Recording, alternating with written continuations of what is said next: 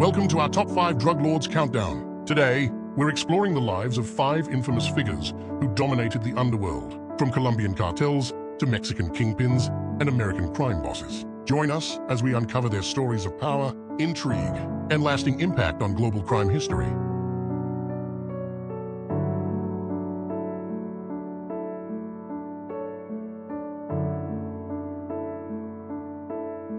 Fabio Ochoa Vasquez, mastermind of the Medellin Cartel's reign.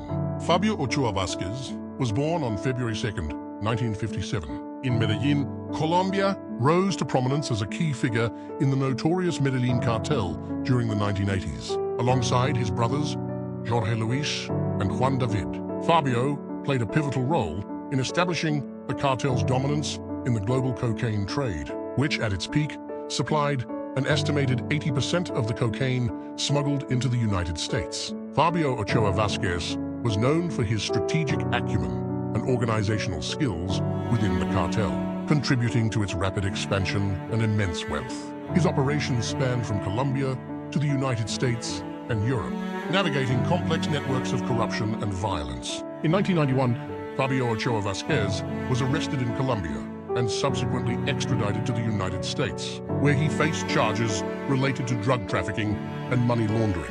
He served several years in prison before his release in the early 2000s. From Pacho to power, José Gonzalo Rodriguez Gacha's criminal empire. José Gonzalo Rodriguez Gacha, also known as El Mexicano, was born on May 14, 1947. In Pacho, Colombia, he became one of the founding members and key leaders of the infamous Medellin cartel. Alongside Pablo Escobar and others, Rodriguez Gacha played a pivotal role in expanding the cartel's operations, particularly in the production and trafficking of cocaine. Known for his ruthlessness and strategic brilliance, Rodriguez Gacha oversaw a vast network that supplied cocaine to the United States and beyond during the 1980s. He was instrumental in establishing clandestine laboratories and transportation routes, solidifying the Medellin cartel's dominance in the global drug trade. Rodriguez Gacha's involvement in the cartel's violent activities, including assassinations and bombings, earned him a fearsome reputation. He operated with impunity for years, evading capture through bribery and intimidation of Colombian authorities. In December 1989, Rodriguez Gacha was killed during a raid by Colombian police forces in a remote jungle hideout. His death marked a significant blow to the Medellin cartel, but also highlighted the extreme measures taken by law enforcement to dismantle Colombia's powerful drug cartels.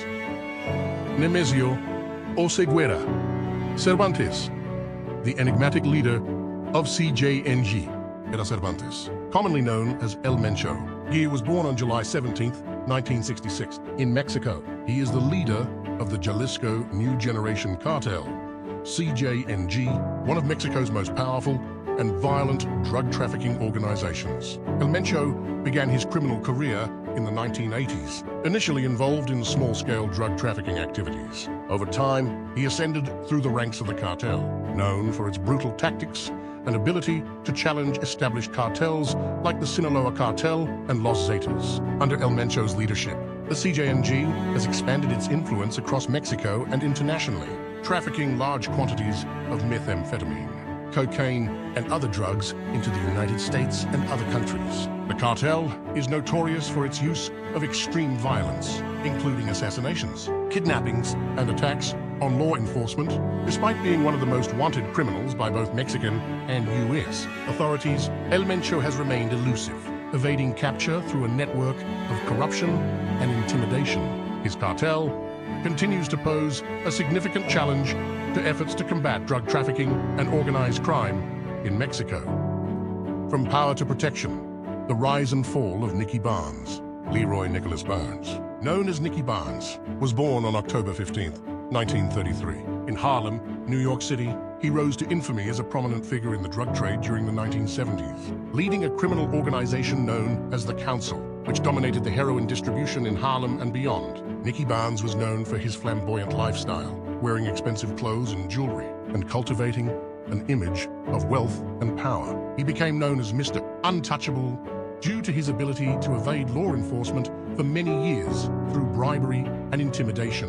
In 1977, Barnes was arrested and faced federal charges related to drug trafficking.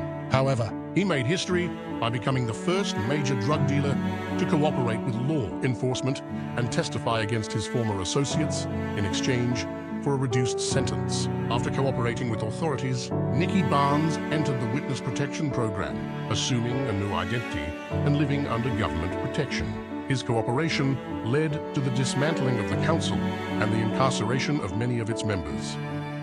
Alfredo Beltran Leyva, the rise of Mexico's drug logistics mastermind. Alfredo Beltran Leyva, also known as El Mochimo, was born on January 21st, 1964, in Sinaloa, Mexico. He became a key figure in the Beltran Leyva organization, BLO, one of Mexico's most powerful drug trafficking cartels. Alfredo, along with his brothers Arturo and Hector, rose through the ranks of the cartel, leveraging their connections and ruthless tactics to expand their influence in the drug trade. The BLO was known for its involvement in trafficking cocaine, methamphetamine, and marijuana, primarily to the United States. Alfredo Beltran Leyva gained notoriety for his role as a logistical mastermind within the cartel, overseeing transportation and distribution networks. His nickname, El Mochomo, derives from the Spanish slang term for a whip, symbolizing his authority and control over the cartel's operations. In 2008,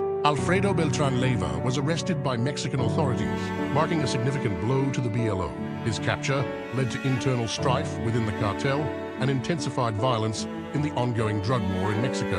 In 2014, Alfredo was extradited to the United States, where he faced charges related to drug trafficking and money laundering. He was subsequently sentenced to life in prison without the possibility of parole.